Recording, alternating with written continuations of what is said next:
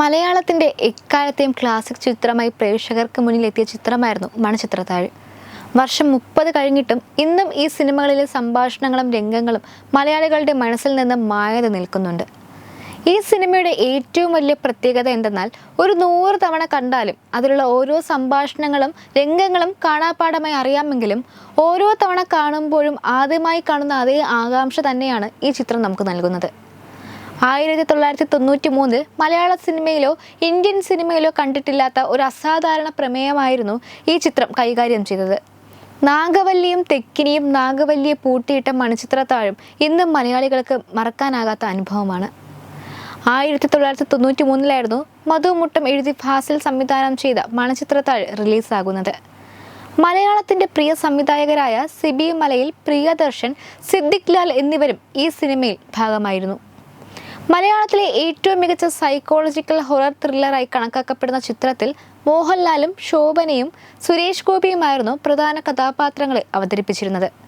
ഒപ്പം നെടുമുടി വേണു, ഇന്നസെന്റ്, KPS ലളിത, Thilakan, Sridhar, Vinayaprasad, KB Ganesh Kumar, Sudheesh തുടങ്ങിയ വൻ താരനിരയും ഉണ്ടായിരുന്നു. മലയാളത്തിലെ വൻ വിജയത്തിന് ശേഷം മണിച്ചിത്രത്താഴ് കന്നഡ, തമിഴ്, ബംഗാളി, ഹിന്ദി എന്നീ 4 ഭാഷകളിലേക്ക് റീമേക്ക് ചെയ്യപ്പെട്ടിരുന്നു. കന്നഡയിൽ ആപ്തമിത്ര എന്ന പേരിലും, തമിഴിൽ ചന്ദ്രമുഖി എന്ന പേരിലും, ബംഗാളിയിൽ രാജ്മോൾ എന്ന പേരിലും, ഹിന്ദിയിൽ ഭൂൽ ഭൂലയ എന്ന പേരിലുമായിരുന്നു ചിത്രം റീമേക്ക് ചെയ്യപ്പെട്ടത്. കൊൽക്കത്തയിൽ നിന്നും പ്രേതബാധയുണ്ടെന്ന് പറയപ്പെടുന്ന മാടമ്പള്ളി എന്ന തറവാട്ടിലേക്ക് എത്തുന്ന ഗംഗയും നകുലനും പിന്നീട് ആ തറവാട്ടിൽ നടക്കുന്ന ചില അസാധാരണ സംഭവങ്ങളുമാണ് സിനിമയിൽ പറയുന്നത്.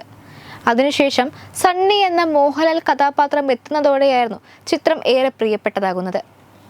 ചിത്രത്തിൽ നാഗവല്ലി എന്ന കഥാപാത്രമായി അഭിനയിച്ച നടി ശോഭനയ്ക്ക് മികച്ച നടിക്കുള്ള ദേശീയ അവാർഡും ലഭിച്ചിരുന്നു. ഈ സിനിമ ഇറങ്ങി 30 വർഷം പിന്നിട്ടിട്ടും ഈ ചിത്രത്തിലുള്ള പ്രേക്ഷക സ്വീകാര്യത കുറഞ്ഞിട്ടില്ലെന്ന് തെളിയിക്കുന്നതായിരുന്നു കഴിഞ്ഞ വർഷം കേരളീയത്തിന്റെ ഭാഗമായി കൈരളി തിയേറ്ററിൽ കണ്ട തിരക്ക്. ഇനി എത്ര വർഷങ്ങൾ കടന്നു പോയാലും മലയാളത്തിൽ എത്ര സിനിമകൾ വന്നാലും മണിച്ചിത്രത്താഴ് എന്ന സിനിമയുടെ ഈ പ്രേക്ഷക സ്വീകാര്യതയ്ക്ക് കുറവുണ്ടാവില്ല എന്നതിൽ സംശയമില്ല. ഇപ്പോഴിതാ മണിച്ചിത്രത്താഴ് 30 വർഷങ്ങൾക്ക് ശേഷം പുത്തൻ സാങ്കേതിക വിദ്യയായ 4K അറ്റ്മോസിൽ കൂടുതൽ മികവോടെ റിലീസിന് ഒരുങ്ങുകയാണ് എന്ന വാർത്ത പുറത്തു വന്നിരിക്കുകയാണ്. 4K അറ്റ്മോസിൽ നാഗവല്ലിയെ കാണുമ്പോഴുള്ള തിയേറ്റർ എക്സ്പീരിയൻസ് ഒന്ന് വേറെ തന്നെയായിരിക്കുമല്ലേ. മലയാളത്തിൽ മോഹൻലാലിനെ നായകനാക്കി ഭദ്രൻ സംവിധാനം ചെയ്ത സ്ഫടികമായിരുന്നു ആദ്യമായി 4K അറ്റ്മോസിൽ പുറത്തിറങ്ങിയത്. എന്തായാലും പ്രേക്ഷകർ ഒന്നാകെ ഇരുകൈയും നീട്ടി സ്വീകരിച്ച എക്കാലത്തെയും ക്ലാസിക് മൂവി പുതിയ കാലത്തിന്റെ എല്ലാ സാങ്കേതിക മികവോടെയും വീണ്ടും പ്രദർശനത്തിന് ഒരുങ്ങുകയാണ് എന്ന വാർത്ത പ്രേക്ഷകരിൽ ആകാംക്ഷ ഉണർത്തുന്നതാണ്.